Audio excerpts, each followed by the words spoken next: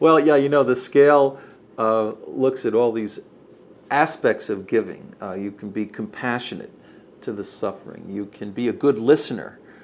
Now, if you're like me, sometimes you get home from a busy day and your child or your wife has something they just really want to tell you, and you're just so overwhelmed by the activities and so stressed out that, honestly, you know, you just don't want to do it. You don't want to listen very attentively.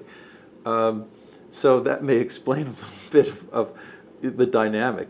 Sometimes people, I think, invest a lot of their energy in their workplace, for example, and then they get home and there just isn't quite that much left. The book and my domains of love philosophy that does go back, a couple of decades, talks about different spheres of love: the family, friendship, the neighborhood, the school, the workplace, the congregation, and then all humanity. I think ideally we have some kind of a balance in our lives. I don't trust people who are really wonderful with the neediest and just seem to be bleak when it comes to the nearest and dearest. They don't celebrate in love the lives of the people around them. Celebration is one of the forms of love in the book.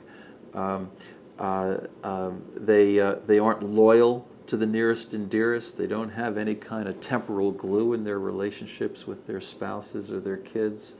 It's kind of hard to imagine love without a little loyalty anyway. I don't trust people who are just totally contradictory in sort of one part of their life and the other part of their life. There's something about this that requires a kind of flow or a continuity across all these domains or areas or spheres of life. Now, for me, I'm okay with my family, although, I can always do better, and I'm okay here in the workplace, and I'm okay in the neighborhood. I do things in church. I do things with the community. I do things with the Alzheimer's Association and with Jean Vanier's L'Arche. I work a lot with kids with cognitive disabilities. So I try to have some balance. But, every day I struggle because, hey, am I going to really take this trip to, say, France, as I did last month, to visit Jean Vanier, the founder of this incredible international movement? It's going to take 4 days away from my son Andrew, who really wants me to be at his soccer game. How do you negotiate those things? And what about my wife? And what about my students? And, all these things. So we all try to balance this as best we can. I think the one thing I'll say is that there's no perfect formula, but don't be insular. Don't just be focused on the nearest and the dearest. It's so easy to just think in terms of, family and friends, and really sometimes dehumanize outsiders. I mean, we need to lean outward from those inward spheres in these sort of concentric circles. I think that's really important to a life of love, and that's why the scale asks questions in each form of love, each way of love, some of which would apply to family, some to friends, some to neighborhood, and then some to all humanity. Quick caveat, I got to be careful on one thing. I admit I have a little bit of a tendency to sometimes disregard people who I just am not going to see again. The person who's driving that car in front of me up Cedar Road here, and I'm in a rush to get home, right? I'm going from work to home to the soccer game. And there's, say, an old man who's driving 15 miles an hour instead of 35, and he's just not going to make it through that yellow light. And I know this is going to hold me up for 5 minutes because it's a heck of a long light.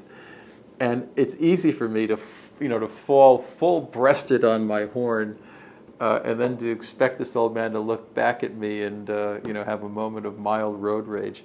In other words, I don't do that. I'm not saying I do that, but I have to be careful, with the cashier, with the driver in front of me, with people I meet who I won't probably see again, possibly ever in my life. On the other hand, I have a great relationship with all the people at the dry cleaners, where we joke and have a lot of fun. I have a great relationship with my barber, Maria, down in Cleveland Heights.